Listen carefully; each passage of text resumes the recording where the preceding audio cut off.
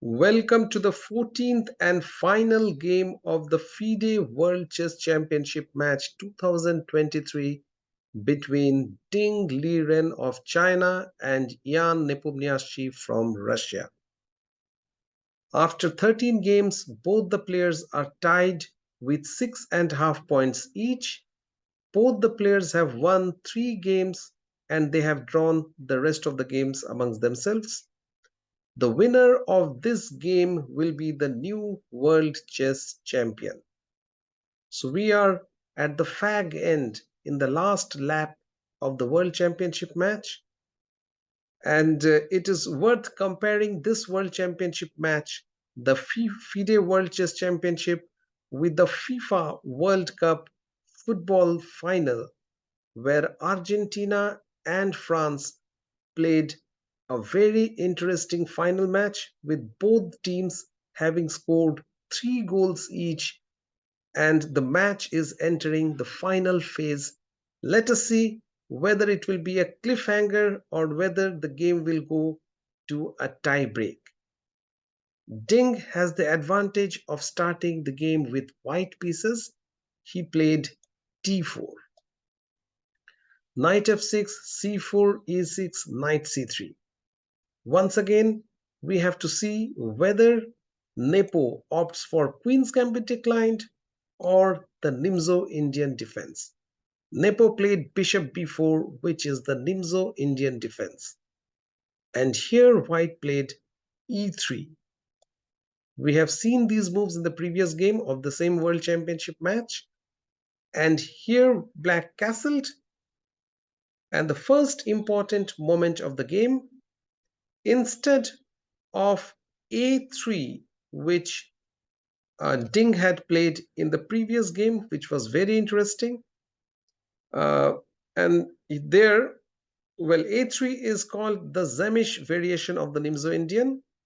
Instead of playing a3 or the more regular moves like knight f3 or knight e2, which are the more common moves in the Rubinstein variation of Nimzo Indian, White opted for a slightly less played move, that is bishop d2.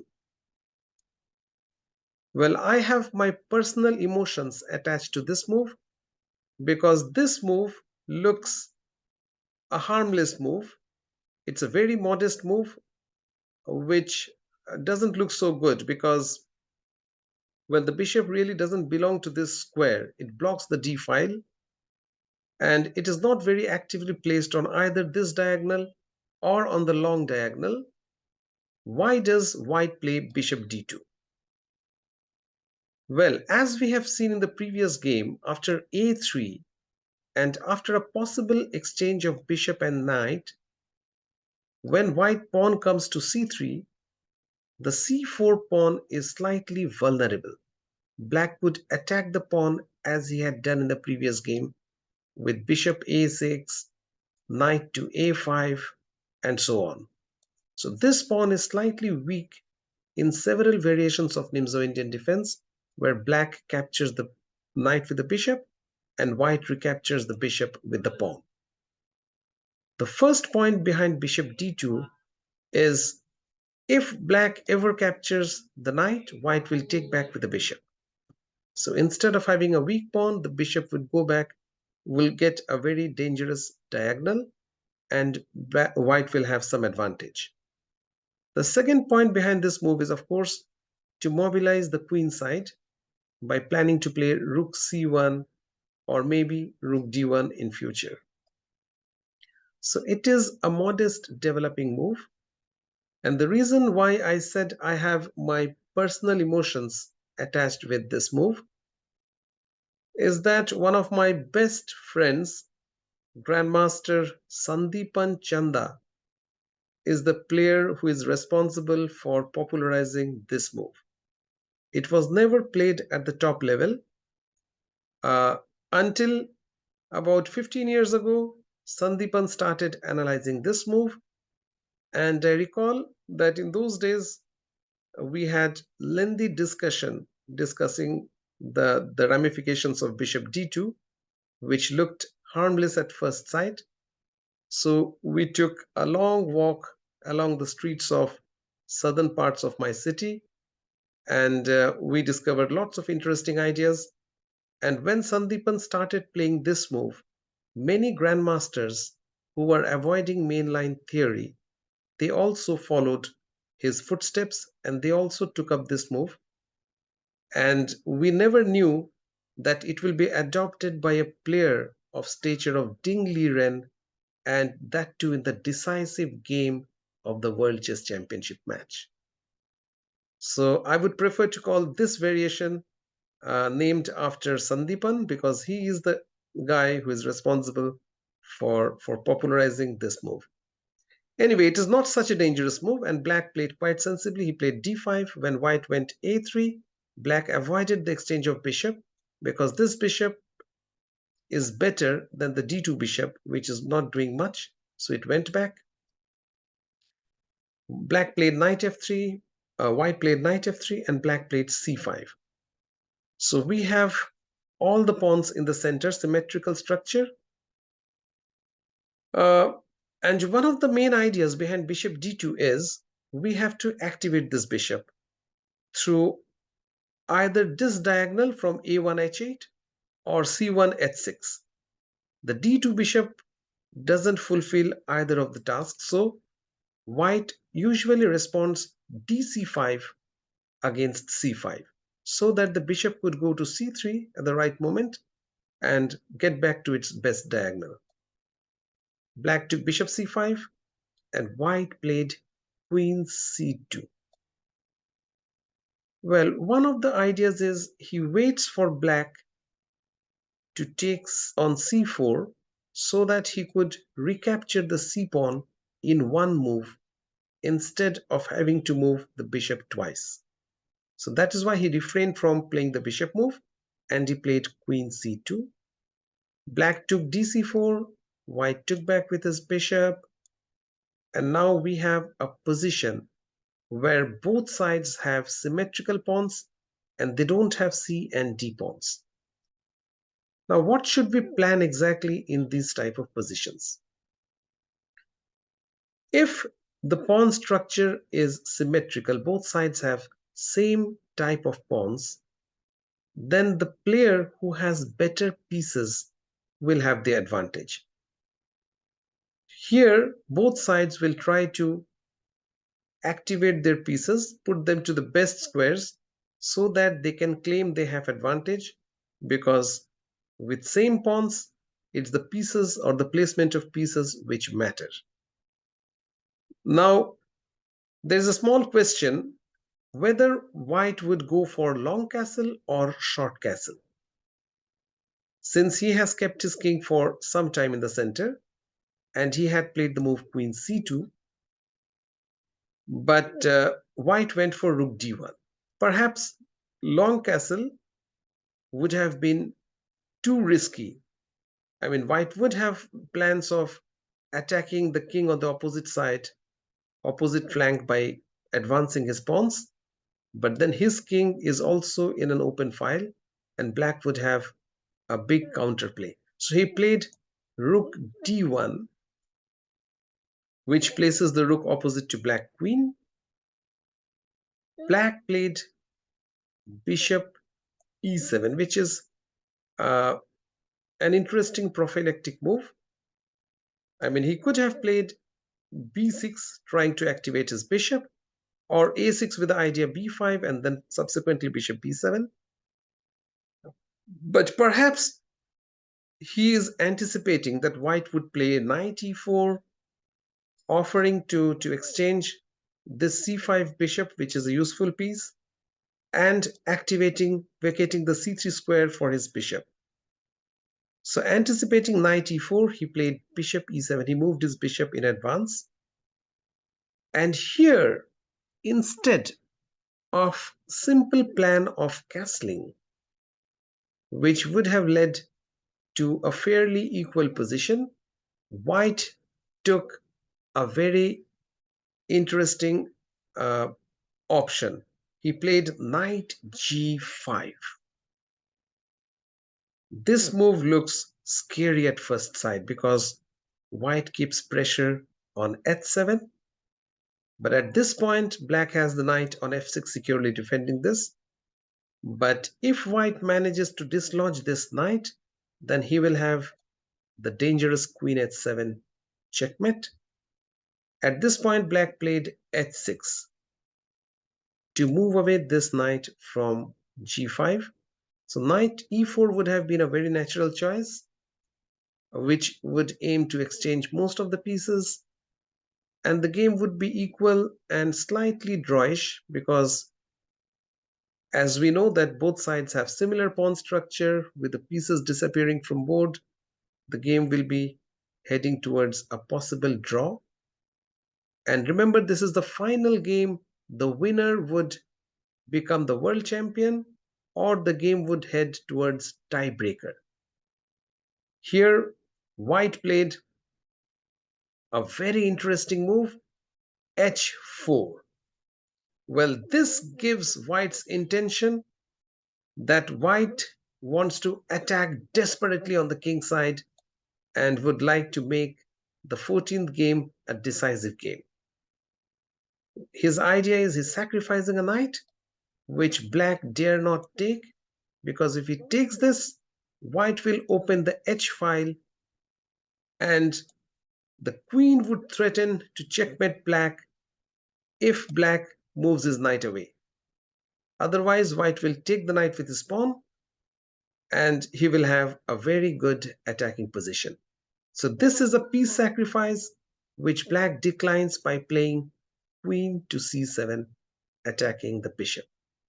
Here black played very sensibly. White retreated the bishop, bishop e2, and now black played rook to d8.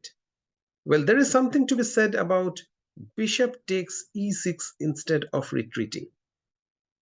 This is a piece sacrifice which leads to white capturing 2 pawns for a piece and then the exchange.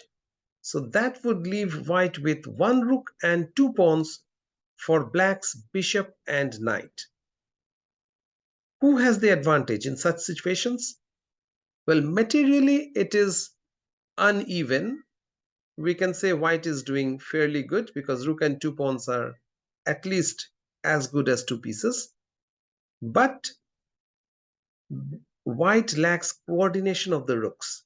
So in this particular case, this rook which white has is worse than the 2 minor pieces which black has.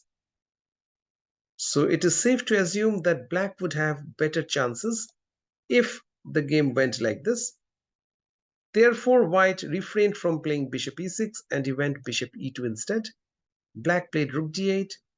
White realized that he doesn't have much attacking chances with solely this knight and queen. Therefore, he played the move rook c1. So this is a point where white suddenly changed his mindset and started playing safe.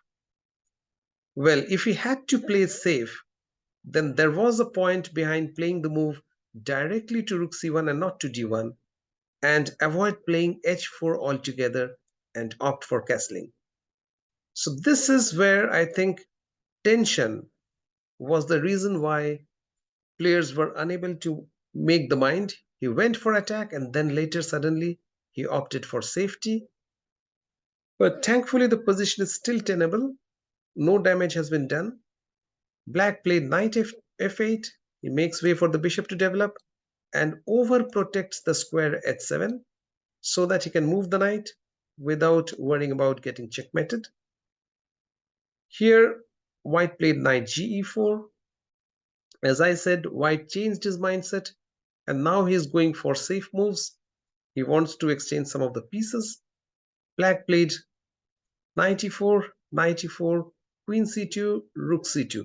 So are we heading for a simple draw, and are the players getting ready for tiebreaker?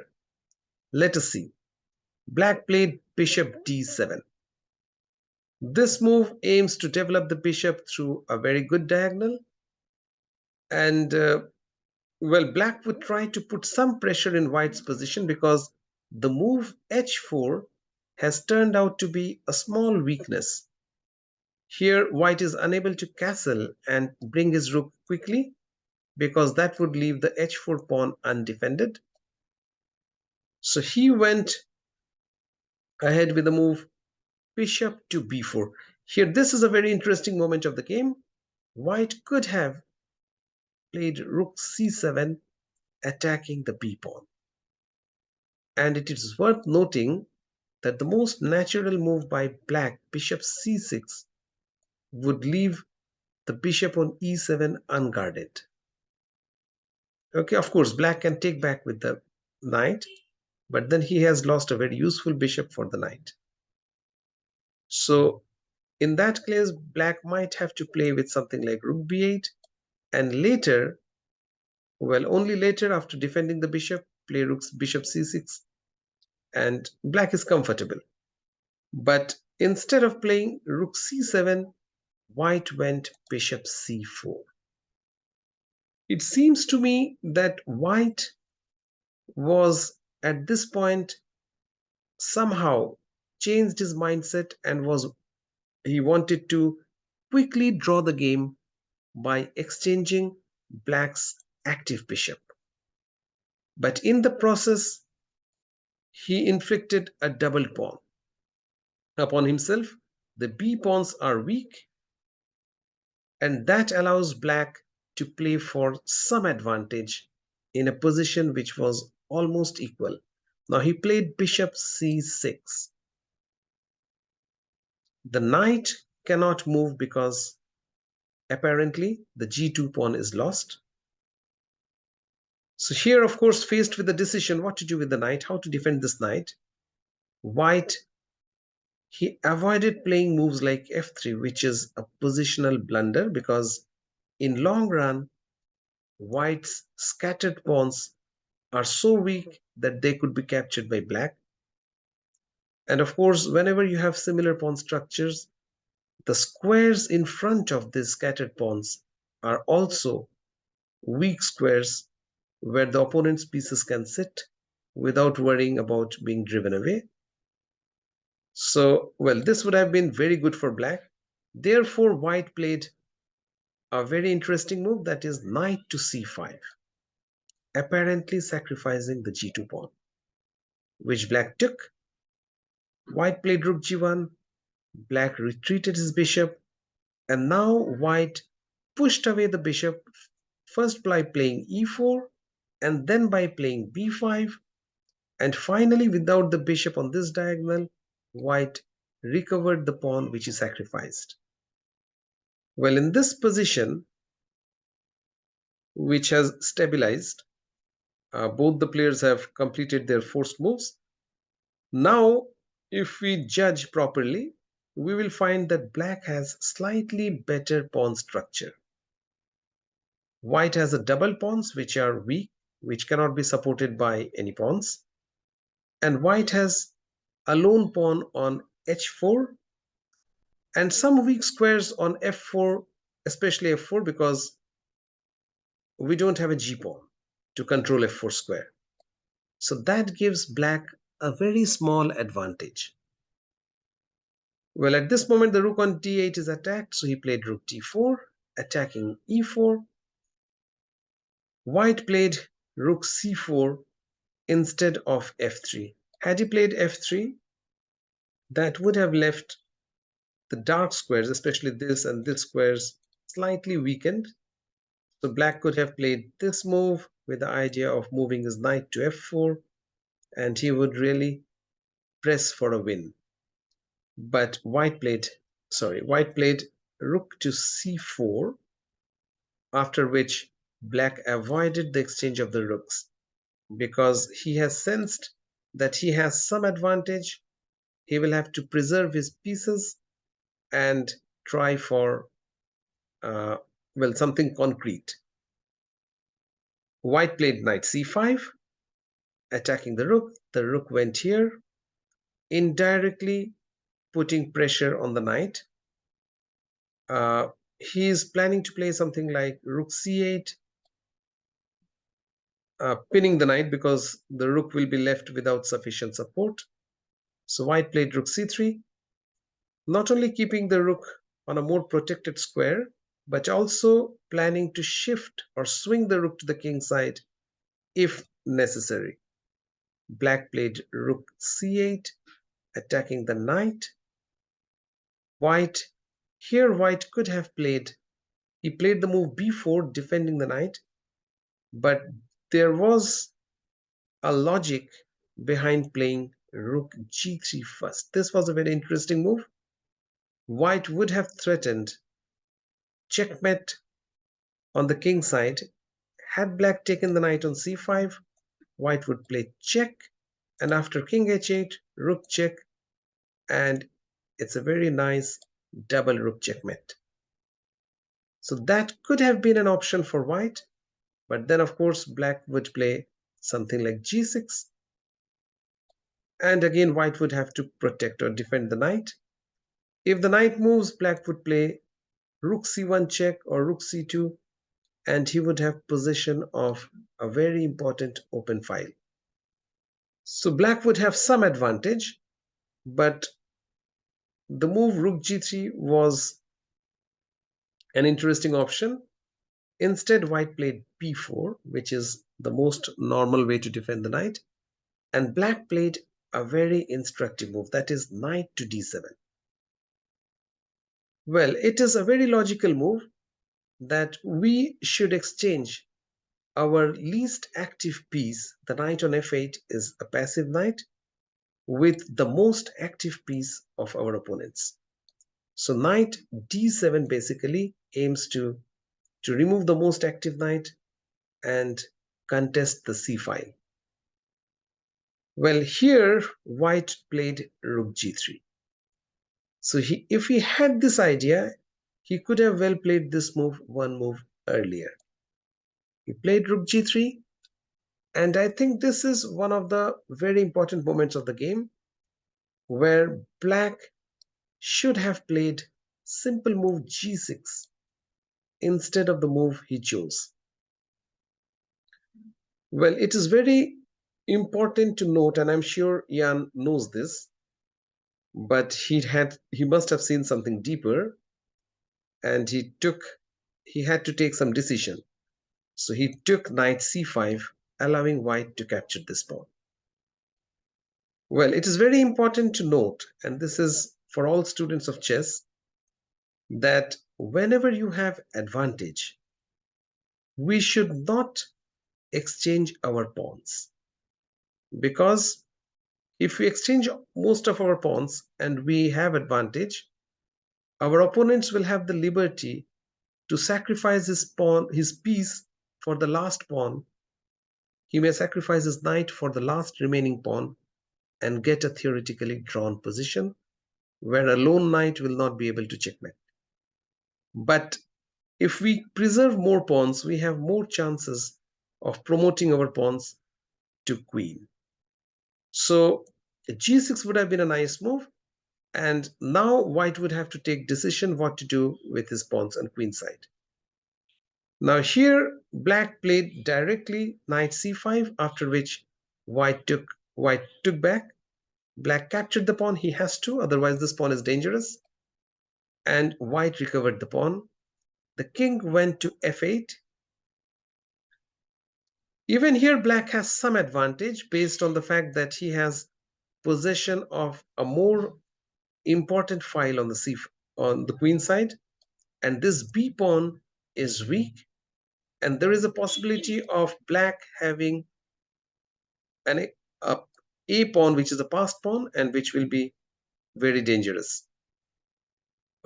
Here white will have to try to capture this pawn and gain some counterplay, but as we shall see, black's king on e1 is more exposed than white's king on e7.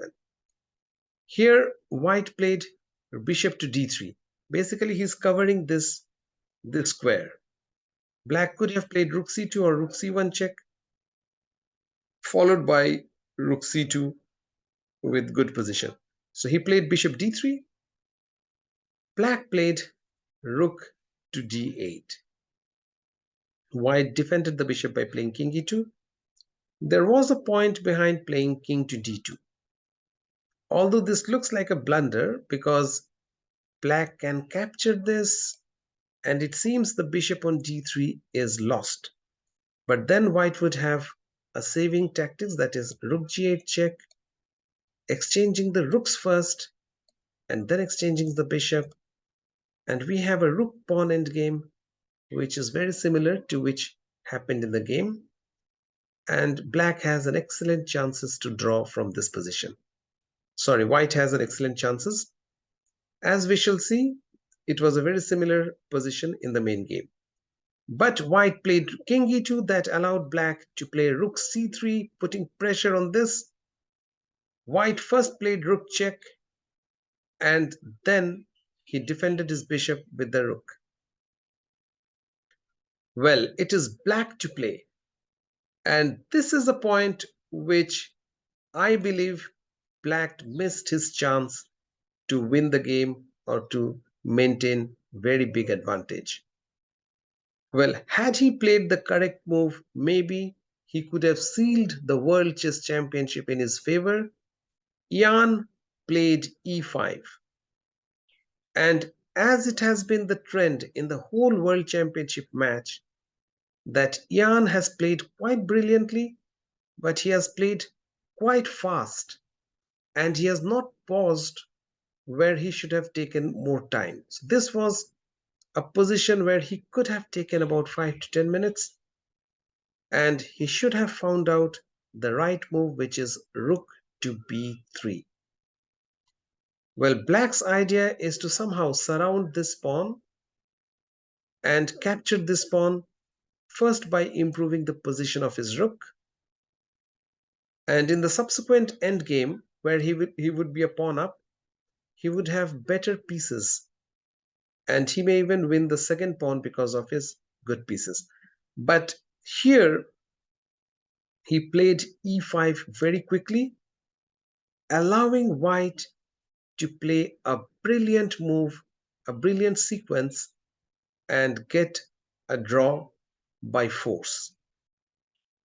He played rook h8, attacking the h6 pawn.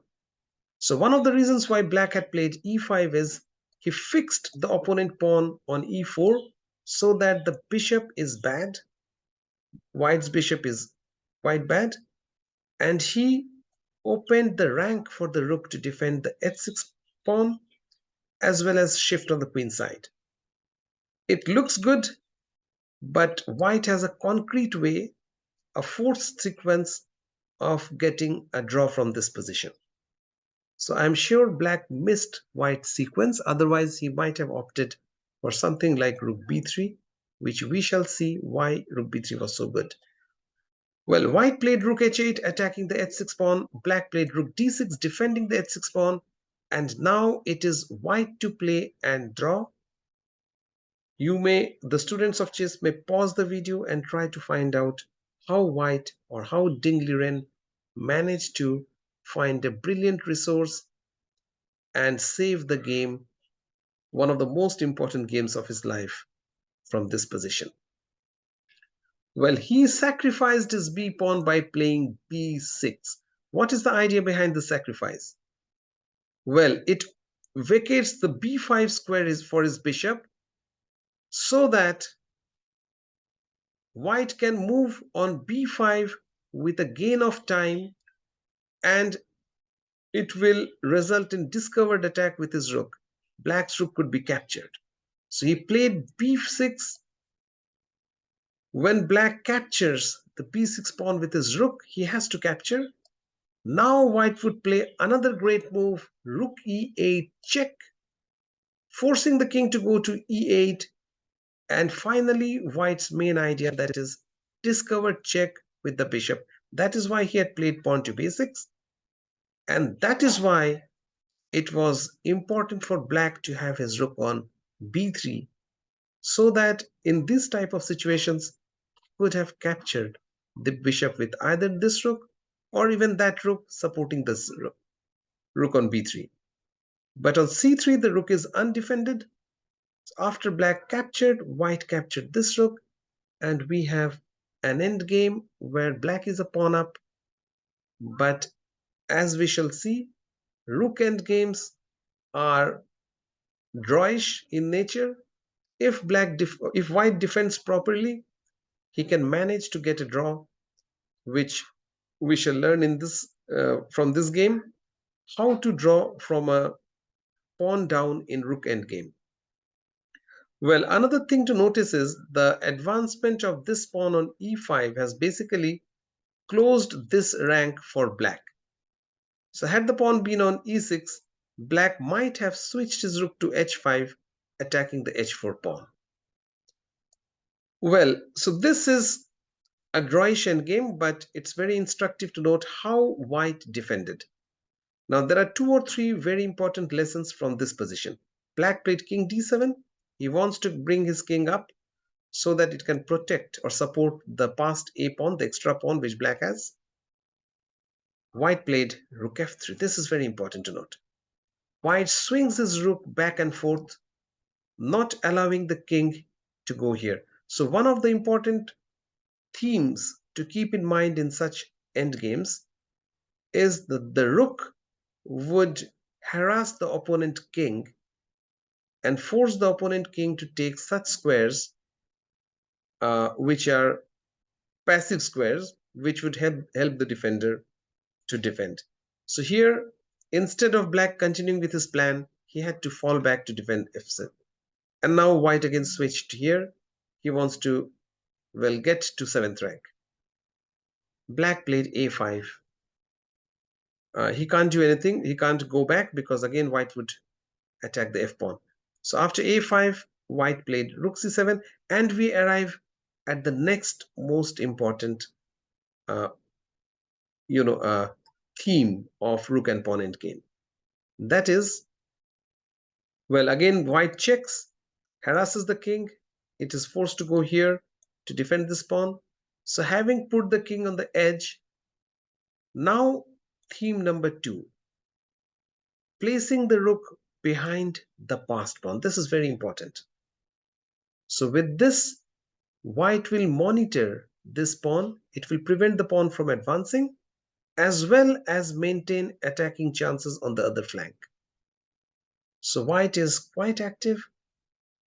Had black's rook been here or behind the pawn, the story would have been different and black would have a very good winning chance. But here, it's difficult for black to advance his pawn as well as activate his rook. So he played rook b2 check and put his rook behind the pawn to defend. And now the pawn would start advancing, supported by his own rook. But as we shall see, the presence of rook here means that whenever the pawn advances, the rook would have fewer and fewer squares to move. It would have to support this pawn. It cannot move elsewhere. And white, despite being 1 pawn down, would have a very good drawing chance. Here, let's see few moves because well, nothing much happened for next few moves. Basically, white kept on waiting and black kept on improving for his position, gradually advancing his pawn. So he played a4, white waited, black defended the e-pawn, black advanced his pawn till a3. Now, one thing to notice is, if black advances his pawn to a2, the rook on a1 would be permanently pinned and arrested on a1. It cannot move because the a2 pawn would be lost. But white has to take care the rook doesn't move with a check so that he can promote in the next move. So the king has to either remain in the corner, not giving scope of black checking the king, and the king has to or the king has to stay behind the f2 pawn so that the rook cannot check the king. So here, this is a very important point to remember. If we remove this pawn, it's difficult for white because then it would be subjected to check rook f1 and the pawn could promote. So here white played rook a6, And again, the players, well, for the next 13 moves, they kept on shuffling pieces. White knew, black knew he doesn't have any realistic winning chances. So we have, this is move number 53. And till 63rd move, we had this position where black played king d7. Finally, after waiting for some moves, he decided to sacrifice his f pawn and start his journey towards the a pawn to help it promote. So he went king d7, white took this pawn, black played rook b2. That gave black opportunity to release his rook from defending this a pawn. White played rook a6, black played check. The king went here, black played king c7. We have equal pawns, but this pawn is slightly advanced, so white has to be slightly careful. And here white played a very nice move, that is, he sacrificed his pawn by playing f4 in order to keep the king engaged to monitor this pawn. So basically, if the rook captures this pawn, white would capture on a3. And if the king waits here, white can also keep on waiting. So this f4 move was a very nice move, immediately forcing black to, well, exchange these two pawns. So he played king b7, rook a4, and then once again the players kept on repeating the position. Now this is also a passed pawn. So finally, black decided to take this pawn. Well, the players kept on repeating the position, and in this position, well, finally black played rook e3, white played king f2, black played rook g3.